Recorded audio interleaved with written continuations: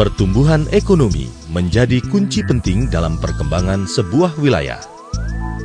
Provinsi Jawa Timur dengan jumlah penduduk mencapai 33 juta jiwa menjadi salah satu provinsi dengan jumlah penduduk terbesar di Indonesia. Gerbang Kertasusila sebagai kawasan yang berperan penting dalam kegiatan ekonomi skala nasional maupun internasional di Provinsi Jawa Timur memiliki nilai strategis dalam pembangunan. Kawasan ini meliputi 7 wilayah, yaitu Gresik, Bangkalan, Mojokerto, Surabaya, Sidoarjo, dan Lamongan. Kota Surabaya yang berperan sebagai salah satu pusat kegiatan ekonomi nasional dengan perkembangan dan pertumbuhan yang pesat mampu meningkatkan nilai pertumbuhan ekonomi dengan baik karena ditunjang dengan kesiapan infrastruktur yang memadai.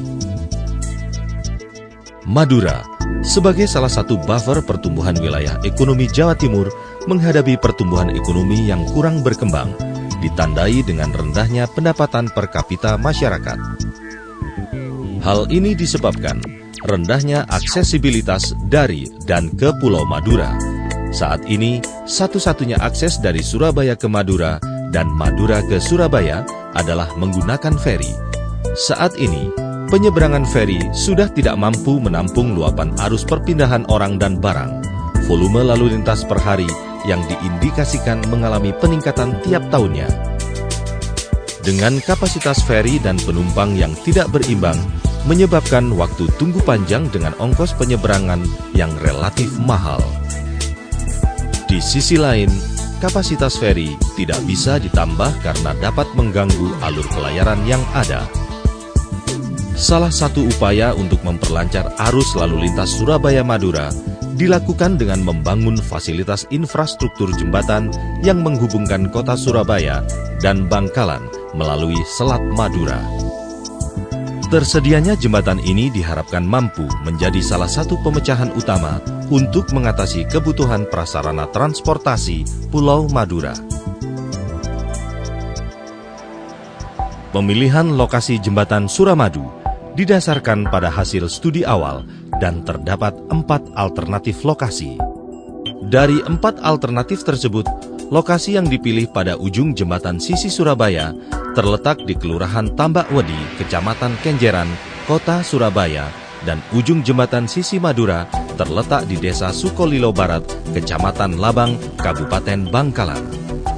Untuk menghubungkan ujung jembatan Suramadu dengan sistem jaringan jalan yang ada, dibangun jalan akses atau jalan pendekat sepanjang 4,35 km untuk sisi Surabaya dan 11,5 km di sisi Madura.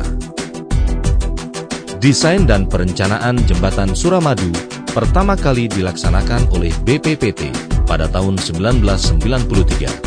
Secara umum, desain awal saat itu masih menggunakan pre-stress box girder dengan bentang maksimum 150 meter.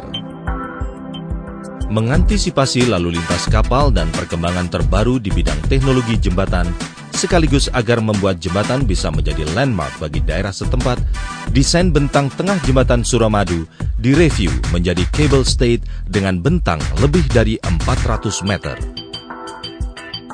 Review ini dilakukan pada tahun 2002 oleh Direktorat Jenderal Prasarana Wilayah Departemen Permukiman dan Prasarana Wilayah melalui konsultan PT Virama Karya.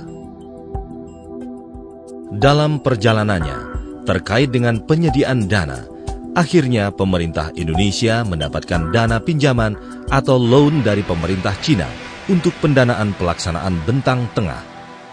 Dalam konsesi pemberian dana tersebut, pemerintah Cina menyetujui pemberian grant atau hibah untuk melaksanakan desain proof check terhadap desain jembatan Suramadu sekaligus melakukan optimasi terhadap desain. Hasil dari desain proof check ini masih berupa basic design. Dari basic design tersebut, selanjutnya untuk konstruksi bentang tengah masih diperlukan detail engineering design. Dan untuk mendukung tahap ini dilakukan serangkaian technical study yang meliputi seismic hazard analysis, design ground motion parameter study, engineering physical study atau soil investigation, Engineering Geological Survey yang meliputi geoelektrik, georadar, sub-bottom profiling, wind resistant performance research for the main bridge, study on anchorage system in pylon tower, shear resistant performance research for shear connector, underwater topographical survey atau bathymetry, seabed involvement and hydrological analysis. Kesemuanya ini dilakukan agar didapat data sebagai pendukung dalam pelaksanaan detail engineering design. Detail engineering design dilaksanakan atas dasar hasil basic design yang dibuat oleh desainer. Pada tahap ini, pihak owner didampingi oleh konsultan independent design checker yang bertugas untuk melakukan pengecekan terhadap desain yang dihasilkan. Pelaksana dan desain checker ini dilakukan oleh PT Virama Karya dan PT Pola Agung Consulting yang bekerja sama dengan KOI, konsultan dari Denmark yang telah berpengalaman dalam desain dan perencanaan jembatan-jembatan bentang panjang di dunia. Struktur jembatan Suramadu terdiri atas causeway, approach bridge, main bridge atau cable stay bridge dengan panjang keseluruhan 5,438 km. Causeway terdiri dari 36 bentang sisi Surabaya dan 45 bentang pada sisi Madura dengan panjang masing-masing 40 meter. Konstruksi bangunan atas menggunakan pre-stress concrete eye girder dengan struktur bangunan bawah menggunakan pondasi tiang pancang baja. Approach bridge. Struktur bangunan atas broad bridge menggunakan beton pre-stress box girder dengan bentang 80 meter sebanyak 7 bentang pada sisi Surabaya dan Madura. Sedangkan struktur bangunan bawah menggunakan pondasi bore pile berdiameter 1,8 meter. Khusus pada bagian V-pier menggunakan pondasi bore pile berdiameter 2,2 meter. Main bridge yang merupakan konstruksi cable stay bridge. Konstruksi bangunan bawah pada bagian ini terdiri dari pondasi bore pile berdiameter 2,4 meter dengan panjang atau kedalaman mencapai 100 meter dari permukaan laut. Sedangkan struktur bangunan atas terdiri dari lantai komposit steel box girder yang ditopang oleh cable stay pada 2 pylon dengan ketinggian 140 meter. Ketinggian bebas vertikal atau vertical clearance pada bagian main span ini mencapai 35 meter dan lebar horizontalnya adalah 400 meter. Dengan kondisi ini, maka masih dimungkinkan kapal-kapal untuk dapat melewati jembatan Suramadu. Jembatan Suramadu terdiri dari 4 lajur dari kedua arah yang masing-masing terdiri dari 2 lajur cepat kendaraan, 1 lajur darurat, dan 1 lajur khusus untuk sepeda motor. Tanggal 20 Agustus 2003 merupakan tonggak awal pembangunan jembatan Suramadu dengan ditandai pemancangan tiang pancang pertama yang dilakukan di kedua sisi Surabaya dan Madura oleh Presiden Republik Indonesia saat itu, Ibu Megawati Soekarno Putri.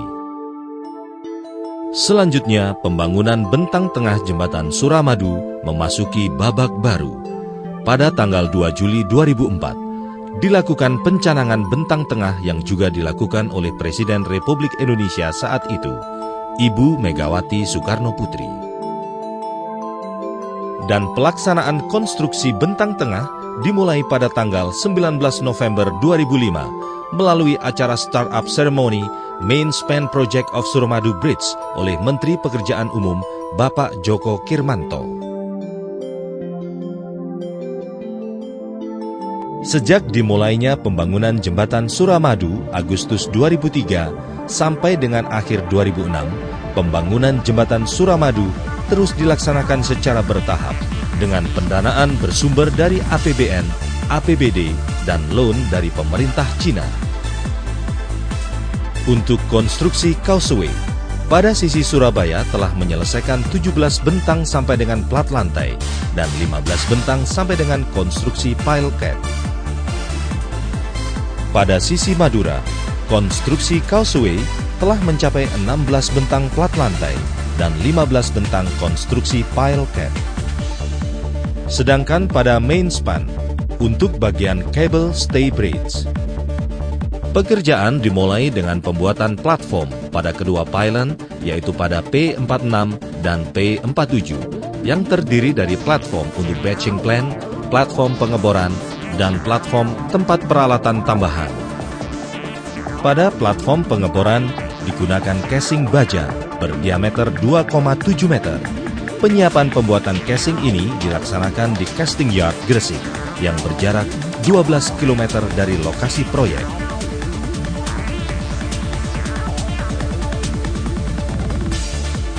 Setelah dibentuk dan dirakit, casing tersebut dibawa ke lokasi pekerjaan dengan menggunakan ponton. Untuk pemancangan, digunakan peralatan steel piling barge berkapasitas 739 dwt dengan metode pemancangan pile driving. Penentuan posisi titik pancang digunakan dengan metode GPS real time yang menjamin keakurasian posisi sesuai dengan yang ditentukan. Setelah pemancangan, dilakukan perakitan bracing dan dek pada platform yang sekaligus digunakan sebagai lantai kerja pada saat pengeboran. Dan kemudian dilakukan perakitan batching plant sebagai penyedia material beton pada saat konstruksi. Pengeboran pada fondasi pylon ini digunakan dengan metode Reserve Circular Drill atau RCD. Pengeboran dilakukan hingga mencapai kedalaman 97 meter pada P46 dan 104 pada P47. Setelah pengeboran selesai, dimasukkan reinforcement cage pada lubang pondasi dan selanjutnya dilakukan proses pengecoran. Dalam satu titik pondasi bore pile dibutuhkan kurang lebih 500 meter kubik volume beton yang disuplai oleh batching plant. Untuk memastikan daya dukung yang direncanakan pada pondasi bore pile dapat terpenuhi, dilakukanlah pengujian load cell test. Untuk satu titik pondasi bore pile jembatan Suramadu diharapkan dapat menahan beban sebesar 3.000 hingga 4.000 ton. Sampai akhir 2006 ini, direncanakan pondasi bore pile dapat diselesaikan keseluruhan untuk kedua pylon dan segera dilanjutkan dengan pekerjaan pile cap. Pada approach bridge, sampai saat ini pelaksanaan telah dimulai dengan pemancangan casing dan pengeboran pada pondasi bore pile dengan metode yang hampir sama dengan pekerjaan cable stay bridge.